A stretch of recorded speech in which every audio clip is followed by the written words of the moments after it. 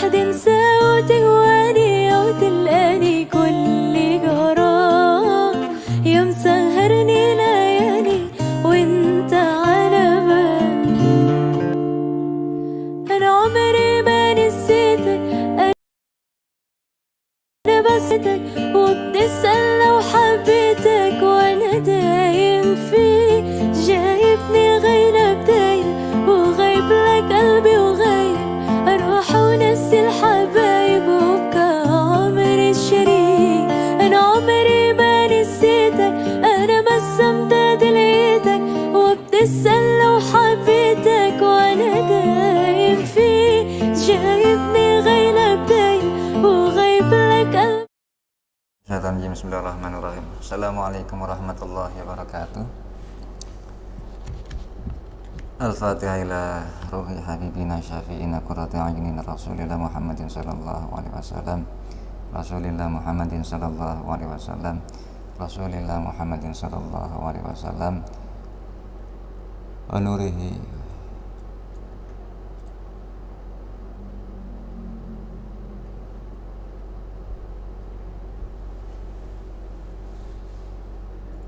azwaji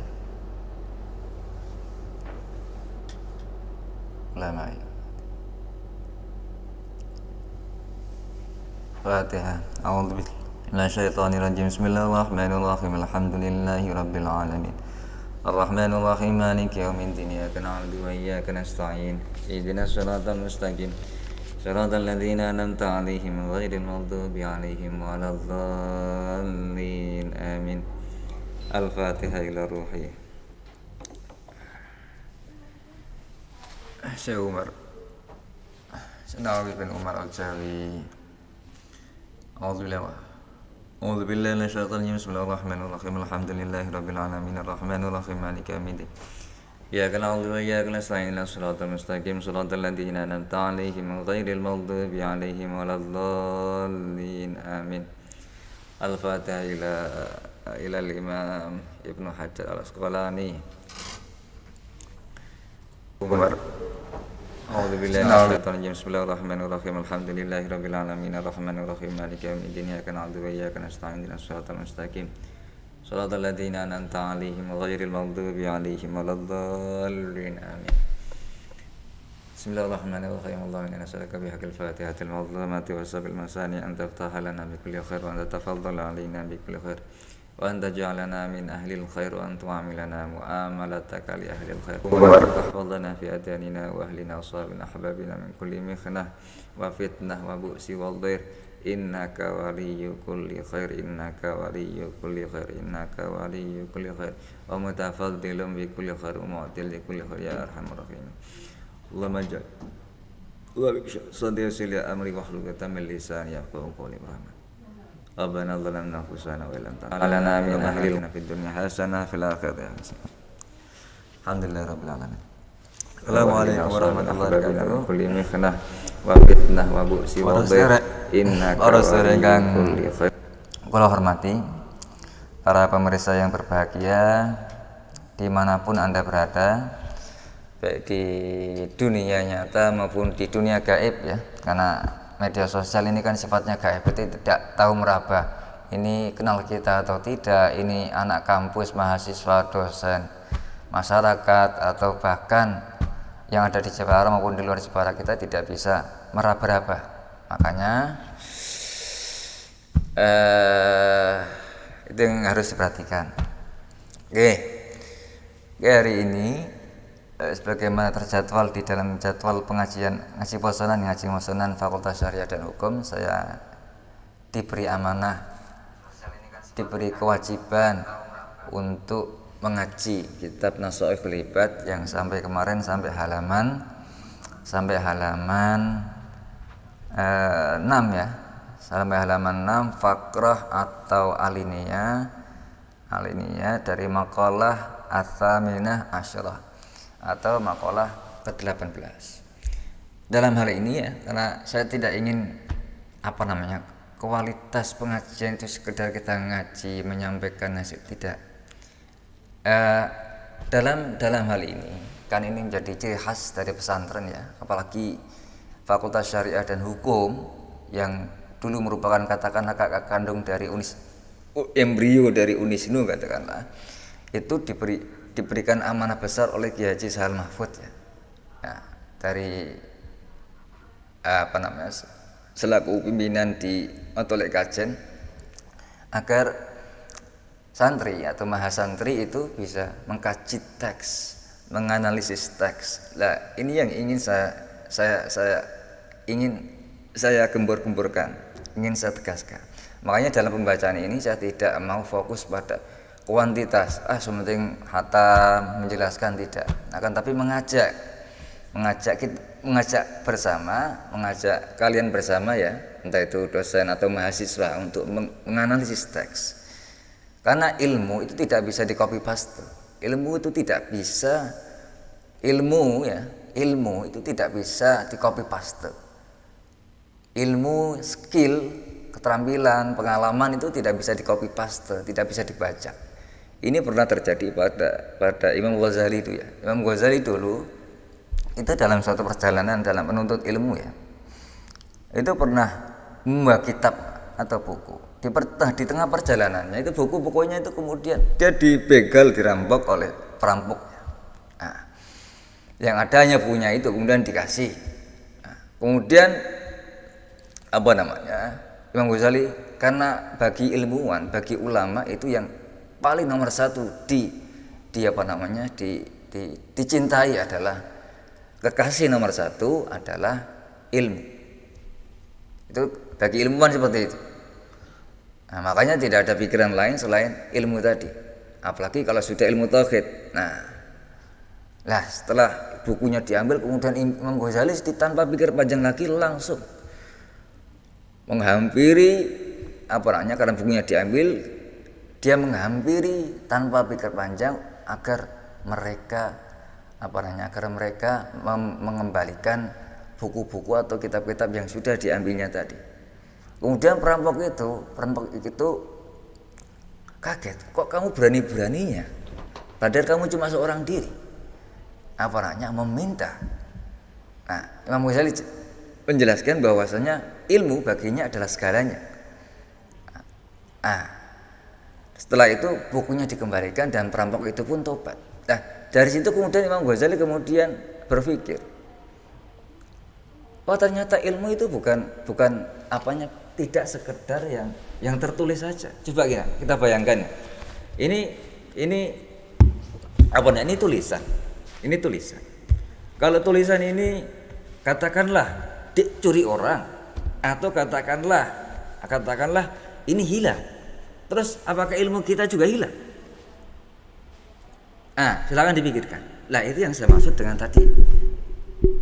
kajian teks atau analisis teks yang merupakan core scientific core atau core ilmu dari pesantren, dari ulama.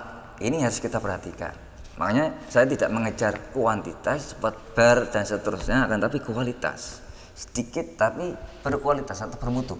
Atau syukur-syukur banyak tapi bermutu, berkualitas. Itu yang ingin saya sampaikan. Yang kedua, sebelum baca teks ini kan ibaratnya kitab ya, itu kan teks ya. Kita harus memperhatikan, jangan kita langsung membaca. Karena kelemahan sebagian besar, katakanlah quote and quote kiai di zaman now sekarang, apalagi zaman media sosial, itu bagi mereka sebenarnya baca kitab cukup. Tidak cukup dengan hanya bisa baca kitab, tapi kita harus tahu satu, sanad kitab ini apa, sejarahnya. Kalau dalam dunia kita namanya sanad. Ini dalam ilmu modern atau ulama dulu disebut, ilmu modern disebut sebagai kajian filologi, kajian kodikologi, kajian paleografi. Kalau ulama dulu itu disebut sebagai kajian manuskrip atau tahqiq. Ini yang menjadi ciri khas dari ulama Azhar, sanad dan tahqiq syarah. Berbeda dengan ciri khas dari orientalis barat, pendidikan barat, kajian Islam di barat ya, yang mencakup semuanya. Itu kajiannya di sini manuskrip. Nah, makanya harus ada orang-orang yang berjuang di sini. Nah, di sini. Dan juga hati-hati dengan tadi cetakannya ini. Karena bisa cetakan ini nanti selewengkan, didistorsi. Ada yang diubah, ada yang dihapus, disesuaikan dengan kepentingannya. Oh, kalau itu orang itu Wahabi, ini berarti kata-kata ini harus ada yang diubah, diganti dengan kecenderungan Wahabi, seperti itu. Lah, apa namanya? Kitab Nasohul Ibad. Ini saya masih ingat ya. Saya dulu ngaji kitab ini, sanad saya itu ya, karena ini kan juga kitab yang harus wajib dipelajari dan dihatamkan ketika madrasah aliyah. Saya masih ingat di pesantren. Saya ngaji kitab ini ya ketika di aliyah pagi-pagi itu sekolah pagi. Itu kalau ngaji kitab ini ya paling ngantuk, hawanya itu ngantuk terus ya. Nah, ngantuk. Tidur di kelas. Kalau di rumah yai selain di sekolah aliyah itu paling kemudian kita ngaji ke rumah kiai subuh itu, waduh jenenge wong teh subuh ya itu. Kalau subuh kan kita tangi subuh jenenge santri cah zaman aliyah gitu loh. Ya kan cah aliyah ya buat ya kan, wah ini ngajian kita enggak paham soal itu. Nah ini yang kemudian ketika ngaji pun lagi-lagi ngantuk, bosan. Lah inilah yang harus kita ini. Makanya saya ingat kitab Nasohul Ibad ini ya. Kitab Nasohul Ibad itu kan artinya nasihat bagi para hamba Gusti Allah. Cara lagune ungu band ya jenenge ana para pencarimu ngene. Lah, kitab ini Nasohul Ibad ini itu adalah penjelasan yang ditulis oleh Imam Nawawi saking Jawa. Coba bayangkan. Seorang ulama Jawa, ulama Nusantara yang bernama Imam Nawawi bin Umar Al-Jawi, ini kalau nggak salah dari Banten ya, Banten. Ini bisa menulis level ini. Nah, ini karyanya sudah internasional ini, sudah internasional. Yang menyarahi karya seorang pakar hadis, yaitu Ibnu Hajar Al-Asqalani, yang berjudul Al-Munabbihat alal Isti'dad Liyaumil Ma'ad, atau pepeling-pepeling bagi hamba dalam mempersiapkan diri untuk menghadapi hari kiamat. Jadi kitab Nasohul Ibad ini adalah syarah yang ditulis oleh Imam Nawawi bin Umar Jawa ya, menyarahi atau menjelaskan kitabnya Ibnu Hajar Al-Asqalani. Nah, dalam kitab ini jadi di bagian kitab ini, di tengah ini disebut sebagai bagian matannya. Di sini ada matan dari kitab Al-Munabbihatnya Syekh Ibnu Hajar Al-Asqalani, kemudian setelah itu ada penjelasan dari Syekh Nawawi bin Umar. Lah, di pojok ini atau hamish itu pinggiran. Nah, ini penting, wajib harus dipahami oleh mahasiswa Fakultas Syariah, ya kan? Ini adalah kitab Futuhat Al-Madaniyah, syarah Asy-Sya'b Al-Imaniyah. Ya, sama-sama ditulis Imam Nawawi bin Umar Al-Jawi. Ini di Hamis ini. Jadi seyogyanya mahasiswa Fakultas Syariah dan Hukum, baik itu prodi Hukum Keluarga Islam maupun program studi Perbankan Syariah, wajib memahami ini. Kata kunci dasar dalam dunia keilmuan, wajib. Kalau hanya sekedar baca kitab kan gampang. Makanya ketika jenengan dikasih ilmu bahasa Arab, langsung praktek, terjemahkan, diskusi, ditulis, kemudian ditulis semuanya. Ya, karena apa? Ilmu ini, skill atau keterampilan ini adalah bekal mahasiswa nanti untuk mengarungi dunia nyata, dunia profesional, dunia pekerjaan, dunia kewirausahaan dan seterusnya. Nah, itu. Oke. Yang ketiga, sekarang apa sih tujuan kitab ini ditulis?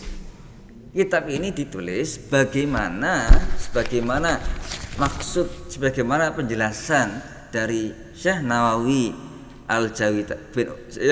bin Umar Al-Jawi tadi, Imam Nawawi tadi adalah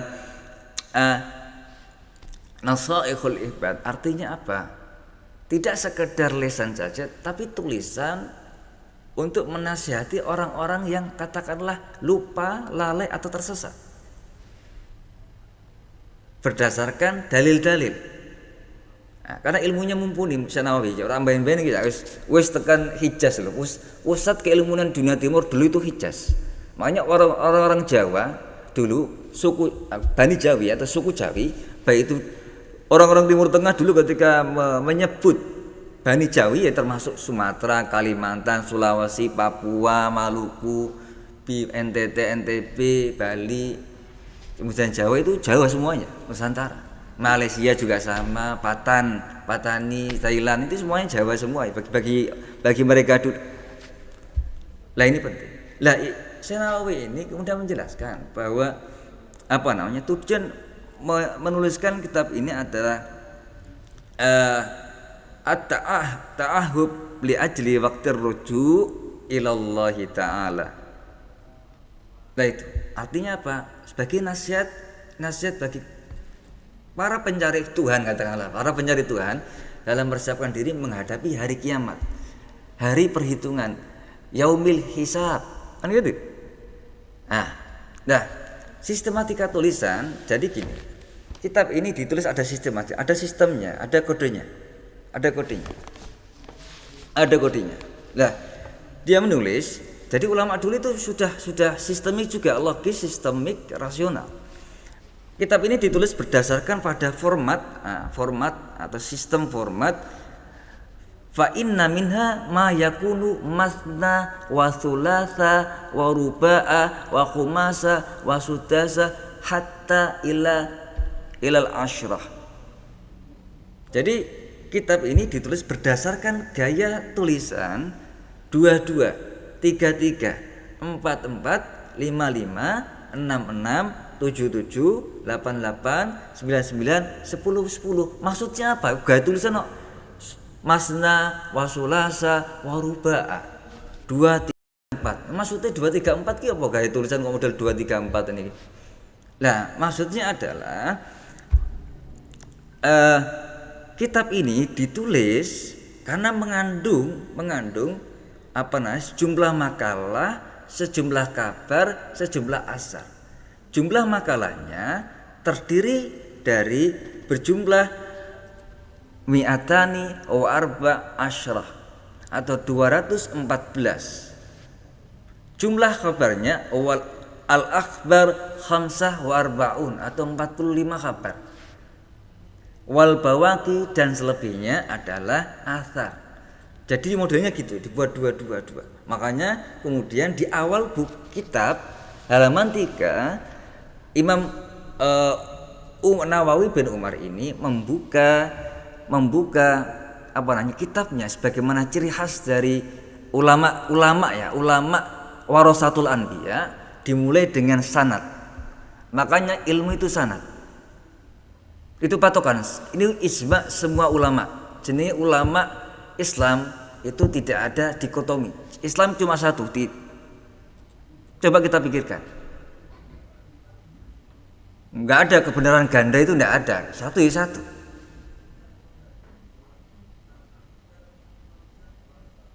Kalau 2, 3, 4 ambigu, itu rokok itu. Di Samsu itu. Waduh ini saya masih ingat kalau ingat rokok itu ngaji itu orang pesantren gitu kan sambil merokok ya. Aduh. Ya. Nah, Imam Nawawi ini membuka wahwa bin Utsman bin Abbas bin Utsman an masyayikhihi muttasilan, dari sanad ilmiah dari Syekh Nawawi bin Umar Al-Jawi ini muttasil sampai Abi Dzar Al-Ghifari, sahabat Rasulullah. Makanya ilmu Rasulullah ini yang kemudian diterjemahkan oleh masing-masing sahabat ini disebarluaskan secara menyeluruh.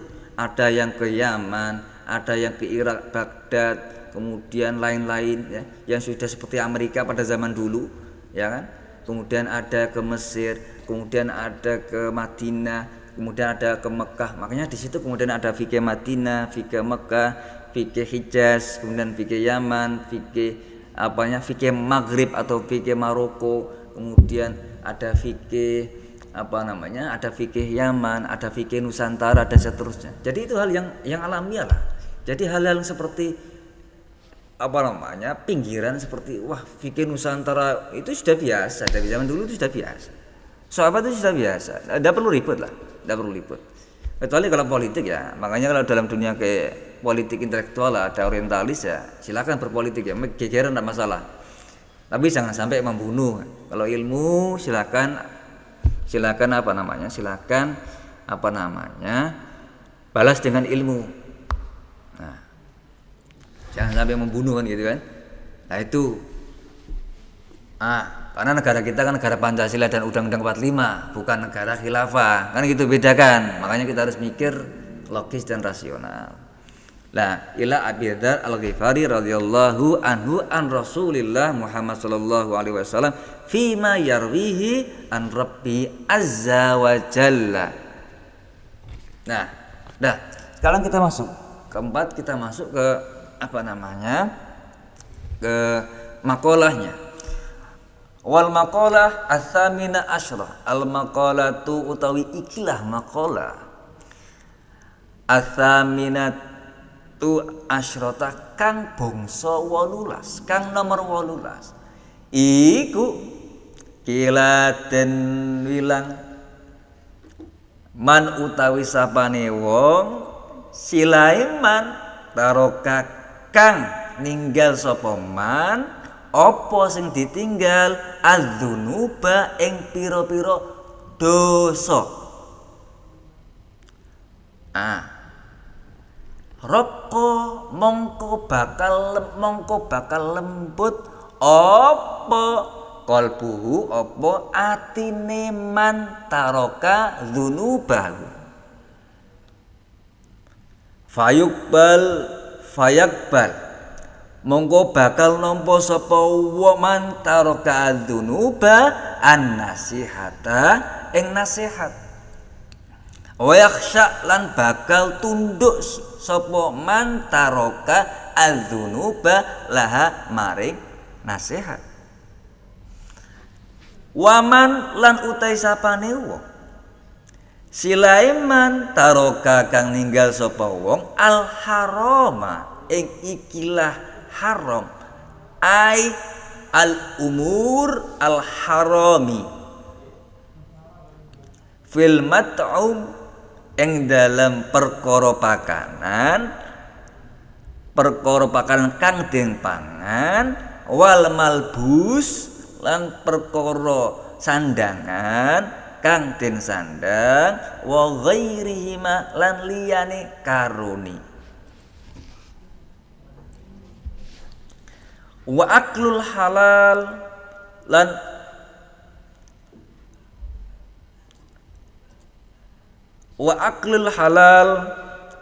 utawi mangan barang halal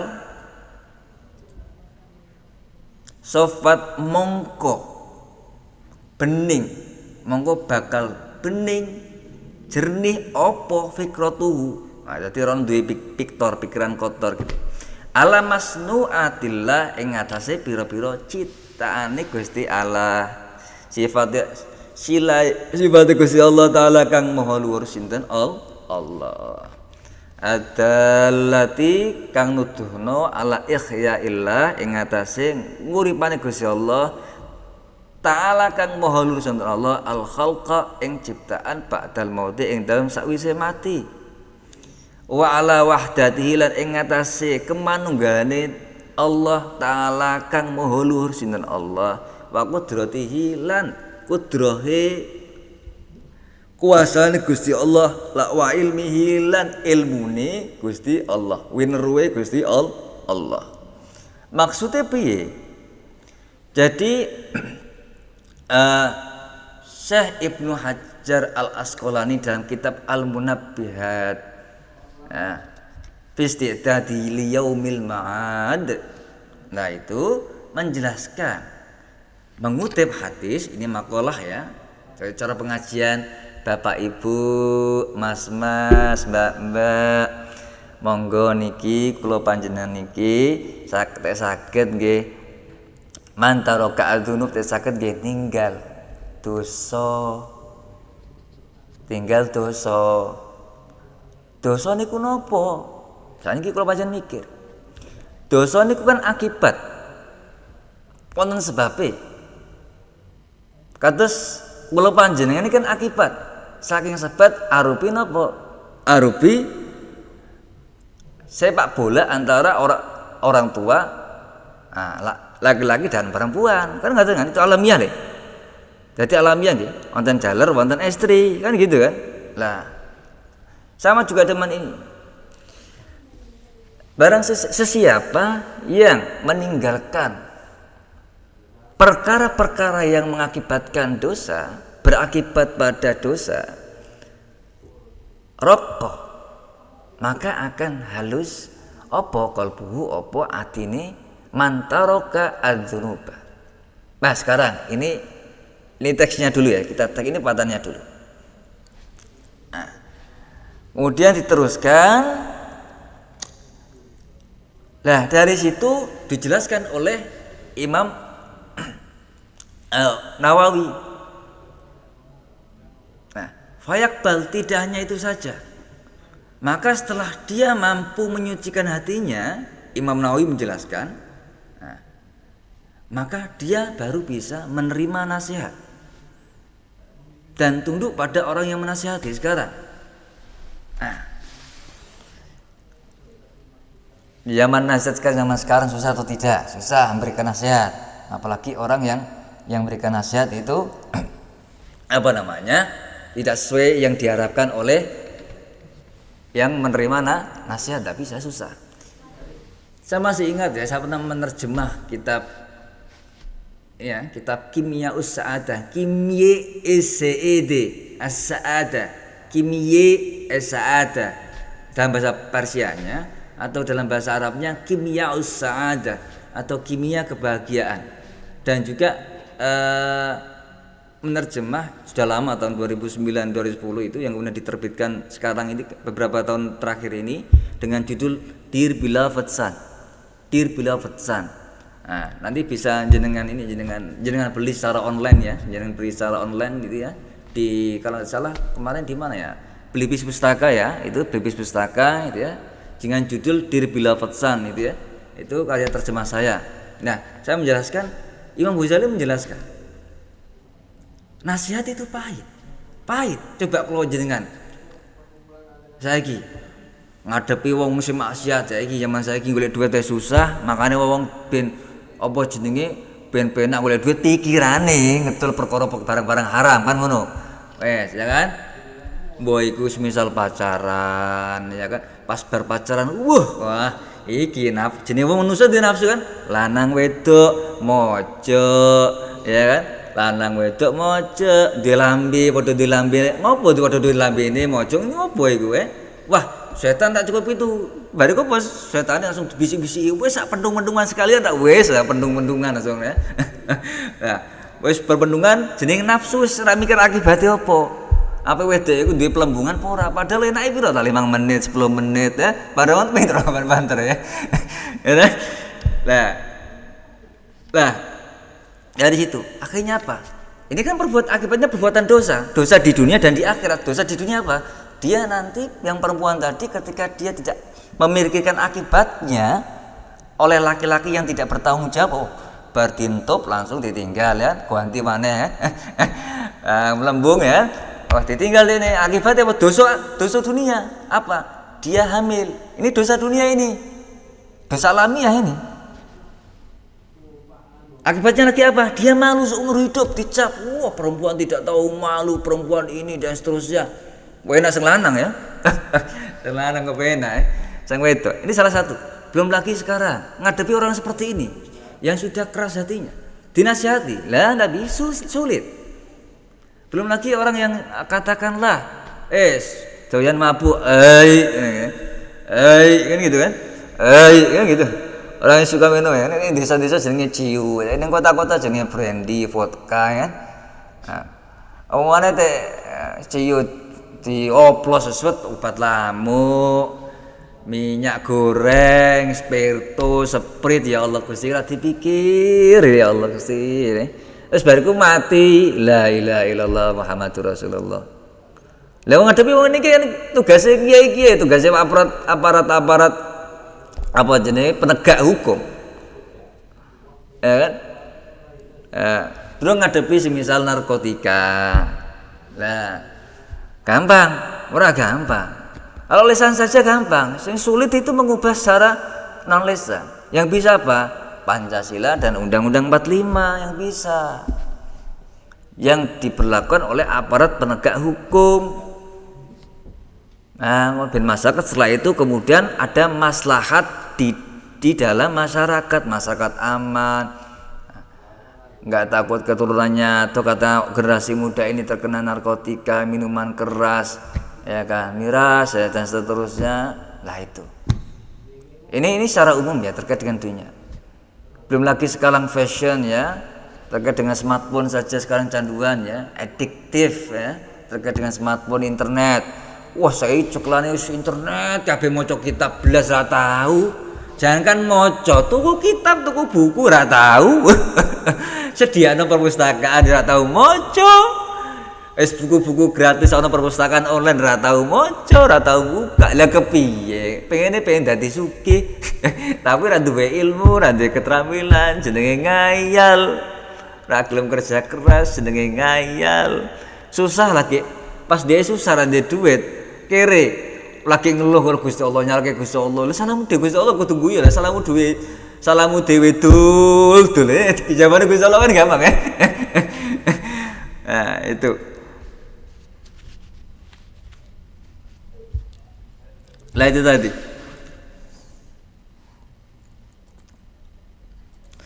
Wa man tarakal haram, kemudian Ibnu Hajar melanjutkan, barang siapa meninggalkan barang haram. Apa saja barang haram itu yang berakibat pada dosa? Ya banyak lah. Zina, korupsi, apa jenenge, minuman keras, narkotika, plagiarisme. Kalau sekarang plagiarisme, apalagi sekarang apa yang mana? Ono Mbak? Mbak? Apa sing perkara barang-barang haram apa Pak? Nyolong ya, apa mana? Apa tuh? Nah seperti itu. Makanya kita berada di dunia yang sekarang sudah puncak-puncaknya akhir zaman, puncak-puncaknya zaman edan.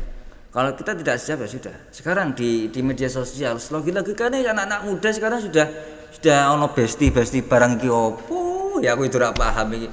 Ning TikTok, ning aku ora tau TikTokan gur ning sliwar-sliwar ning Facebook ya, ning Instagram iki opo iki bahasawane besti nih.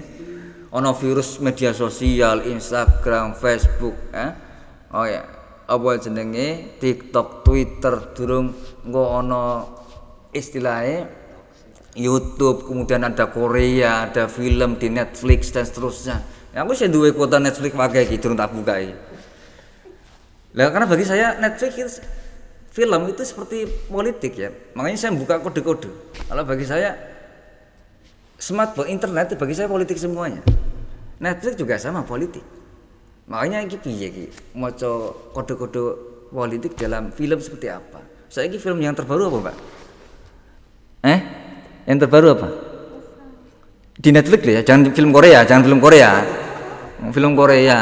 Dhisik idolaku ning film Korea, bukan idola, maksudnya sing tak ngerti jenenge salah satu artis papan atap Korea jenenge Kim Tae Hee.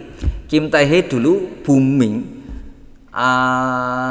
tahun 2000 ketika saya di Korea itu ada film Love Story in Harvard. Apa judulnya Pak? Love Story in Harvard.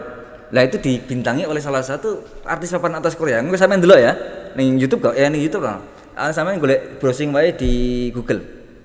Nah, itu dibintangi oleh salah satu artis papan atas Korea namanya Kim Tae Hee. Lah Kim Tae Hee ini istrinya Renbi dia juga sebagai K-pop singer ya kan, sebagai model dan seterusnya. Sampean ngerti rak Renbi ya? La ilaha illallah, ini cantam kurang ngerti Renbi. Jarene K-pop lover. Lah iki piye? Jarene K-pop lover gak ngerti Renbi ini. Ngerti siapa sing yang bintangi dhisik karo Randy ku apa jenenge? Apa aku lali ya? Filmnya terkenal enggak aku lali ya? Nah, itu. Lah, itu ya. Nah, makanya saya tidak menyatakan smartphone atau internet itu haram, enggak. Ada sisi positif dan sisi negatifnya. Gitu. Nah, kalau bisa ya dibuat yang positif, cari uang, internet, membangun jejaring, image, packaging, branding, marketing, ya kan, belajar, membangun jejaring yang luas dengan semua kelompok disesuaikan dengan konteksnya dan kemampuan dan juga minat dan bakat kita. Itu berarti ben untung awak dhewe tuku kuota, syukur nonton YouTube tok, tapi juga menghasilkan uang dari sini kan gitu kan. Nah, saya ki jadi YouTuber yo akeh, cover lagu, wah entuk duit lawak, entuk duit miliaran. Si cilik ya SMP SD kota-kota iki lho. Wah, padahal sederhana videonya, tapi entuk duit miliaran. Mereka tidak hanya ngangan-ngangan saja, tapi langsung aksi nyata, praktek. Wal haram fil mat'am wa aklal halam safat fikratu, maka pikirannya akan bersih.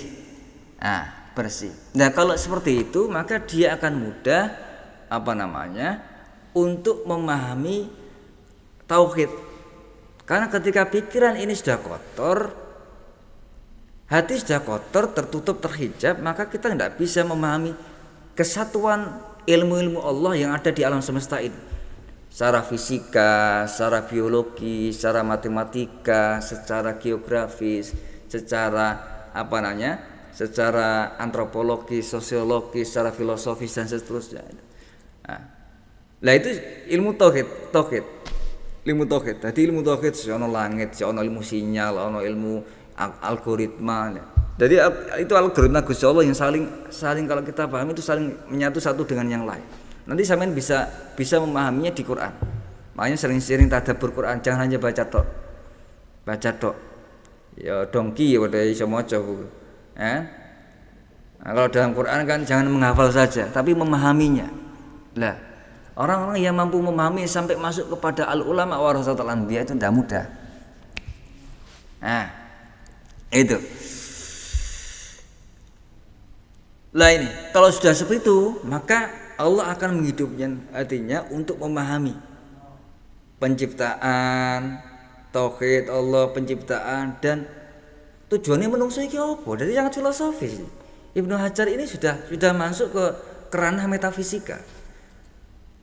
Dalam bahasa filsafat, kerana metafisika, kerana ontologi, kerana epistemologi, kerana logika, kerana tadi metafisika. Jadi menungso iki ciptaan skopo, kanggo opo, dasare opo. Ibaratnya kalau kita terjemahkan pemikiran dari Ibnu Hajar Al-Asqalani, saya masih ingat ketika saya dulu sering ke makam Imam Syafi'i, waktu itu saya juga mampir ya. Kongko di dekat makam Ibnu Hajar Al-Asqalani ini, makamnya dulu masih jelek, Pak. Hanya bata dan berada di pasar kambing, pasar hewan. Lho beda ning kono beda. Lho makam Imam Suyuti wae iku digo jemuran iku. Makam Imam Jalaluddin Suyuti di Mesir itu cuma dibuat gantungan baju itu loh. Paku makamnya tek karo kono ya tengah-tengah nggo gantungan kelambi gitu. Aku sembo. Tapi sekarang sudah direnovasi semuanya ya. Kemudian ada makam hadis juga Ibnu Daqiq Al-Id di depan makamnya siapa itu? Kemudian ada Sultanul Ulama Izzuddin bin Abdus Salam di sana juga dekat dengan ini dan seterusnya. Makam wali perempuan dan seterusnya. Nah, itu demikian yang dapat saya sampaikan. Ya, semoga ini bermanfaat bagi kita semuanya. Amin amin ya rabbal alamin. Dan puasa kita juga diterima dan berkah. Akhir kalam, wassalamualaikum warahmatullahi wabarakatuh. Al-Fatihah. A'udzubillahi minasyaitonir Bismillahirrahmanirrahim. Alhamdulillahirabbil alamin arrahmanirrahim maliki yaumiddin. Iyyaka na'budu wa iyyaka nasta'in ihdinas siratal mustaqim siratal ladzina an'amta 'alaihim ghairil maghdubi 'alaihim waladdallin.